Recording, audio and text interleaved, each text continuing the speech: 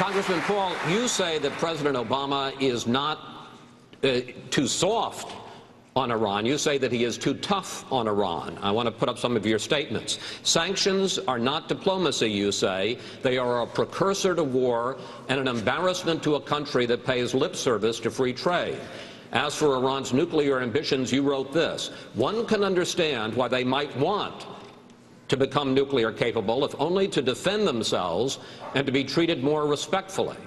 Is that your policy towards Iran? Well, even our own CIA gives me this information that they have no evidence that they're working on a weapon. Just think of what we went through in the Cold War. When I was in the Air Force, after I was drafted in the Air Force, all through the 60s, we were standing up against the Soviets. They had like 30,000 nuclear weapons with intercontinental missiles. Just think of the agitation and the worrying of a country that might get a nuclear weapon someday, and just think of how many nuclear weapons surround Iran. The Chinese are there, the Indians are there, the Pakistanis are there, the Israelis are there, the United States is there. All these countries. China has nuclear weapons. Why wouldn't it be natural that they might want a weapon? There'd be, internationally, they'd be given more respect. Why should we write people off? There was, you know, in the 50s, we at least talked to them. At least our leaders and Reagan talked to the Soviets. What's so terribly bad about this? And people, countries that you put sanctions on, you are more likely to fight them. I say a policy of peace is free trade, stay out of their internal business, don't get involved in these wars, and just bring our troops home. Congressman Paul, I want to just give you 15 seconds. I want to just make sure I understand. So your policy towards Iran is if they want to develop a nuclear weapon, that's their right, no sanctions, no effort to stop them. No, I think that makes it much worse. Why would that be so strange? If the Soviets and the Chinese have nuclear weapons, we tolerated the Soviets. We didn't attack them, and they were a much greater danger. They were the greatest danger to us in our whole history. But you don't go to war against them. I mean, this whole idea of sanctions, all these pretend free traders, they're the ones who put on these trade sanctions. This is why we still don't have trade relationships with Cuba. It's about time we talk to Cuba and stop fighting these wars that are about 30 or 40 years old. Mr. Kaine, Senator Santorum, I got a question for you. Well, as the author of the Iran Freedom Support Act, which he is criticizing, because I authored it when I was in the United States the Senate would actually impose sanctions on Iran because of their nuclear program. Iran is not Iceland, Ron. Iran is a country that has been at war with us since 1979. Iran is a country that has killed more American men and women in uniform in Iraq and Afghanistan than the Iraqis and the Afghanistan have. The Iranians are the existential threat to the state of Israel. You ask the Israelis, what keeps them up at night? It's the Iranians funding of Hamas and Hezbollah and the support of Syria. 30 seconds. And the reason, hold on, let me finish. There are rules here, sir. Yeah, I know there are rules, and you guys have been giving these guys a lot of time and not a whole lot of time to me, so let me answer the question. You have a question coming. Okay. The senator is wrong on his history. We've been at war in Iran for a lot longer than '79. We started it in 1953 when we sent in a coup, installed the Shah, and the reaction, the blowback came in 1979. It's been going on and on because we just plain don't mind our own business. That's our problem. Mr. Kaine. Mr. Kaine, you told Bill O'Reilly in June, and I want to put it up, the way you stop Iran from getting a nuclear weapon is for us to get serious about a real energy independent strategy. Do you really think that more domestic oil production in this country is going to convince the mullahs in Tehran not to pursue a nuclear weapon? I believe that our energy strategy is directly related to national security as well as stopping Iran in their efforts.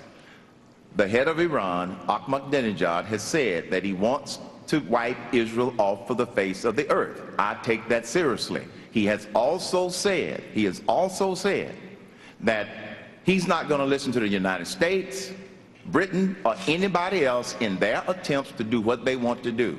That being said, there's more to foreign policy than bombs and bullets. There's bombs and bullets in economics. If we get serious about maximizing all of our energy resources in this country, we can become a player on the world market. As the price of oil goes down, it puts an economic squeeze on Iran. This is why I believe we should have a serious energy independent strategy in order to be able to be a player on the world market. That's what I meant by using our energy resources, not just oil, but all of our resources, to become energy independent. Congresswoman Bachmann, I want to switch to another angle of the war on terror, though if you want to weigh in on Iran, feel free. You say that we don't win the war on terror by closing Guantanamo and reading Miranda rights to terrorists. Congressman Paul says terrorism suspects have committed a crime and are should be given due process in civilian courts. Could you please tell Congressman Paul why he's wrong? Well, because simply terrorists who commit acts against United States citizens, people who are from foreign countries who do that, do not have any right on under our Constitution to Miranda rights. We've also seen that Guantanamo Bay has yielded significant information. In fact, we've learned that that led to the capture and the killing of bin Laden. This is a tool that we need to have in order to be able to prosecute the new type of war, the new type of warfare, and the new type of terrorists that this country is dealing with. Regarding Iran, Iran is the central issue in the Middle East and their capacity to become a nuclear power. They are one of the 4 state sponsors of terror in the world. I sit on the House Select Committee on Intelligence. I can't reveal classified information, but I can say this. As President of the United States, I will do everything to make sure that Iran does not become a nuclear power. 30 seconds, Congressman Paul. Well, I think she turns our rule of law on its head. She says that the terrorists don't deserve protection under our courts, but therefore a judgment has to be made. They're ruled a terrorist. Who rules them a terrorist? I thought our courts recognized that you had to be tried, and we've done this. And we've brought individuals back from Pakistan and other places. We've given them a trial in this country. Over 300, or at least near 300, we tried and put them in prison. So this idea that we have to turn on its head and reject the rule of law, we already are at the point where this administration, please let me finish. I have to say, and this administration already has accepted the principle that when you assume somebody is a terrorist, they can be targeted for assassination, even American citizens. That affects all of us eventually. You don't want to translate our rule of law into a rule of mob rule. Senator Santorum. Senator Santorum, I want to pick up on this debate. You say Attorney General Holder must be under the influence, and in fact you've suggested perhaps smoking mushrooms, to want to try terrorists in civilian court. Are you also suggesting that Congressman Paul is under the influence? Well, anyone that suggests that Iran is not a threat to this country or is not a threat to stability in the Middle East is obviously not seeing the world very clearly. He sees it exactly the way that Barack Obama sees it, that we have to go around and apologize for the fact that we've gone out and exerted our influence to create freedom around the world.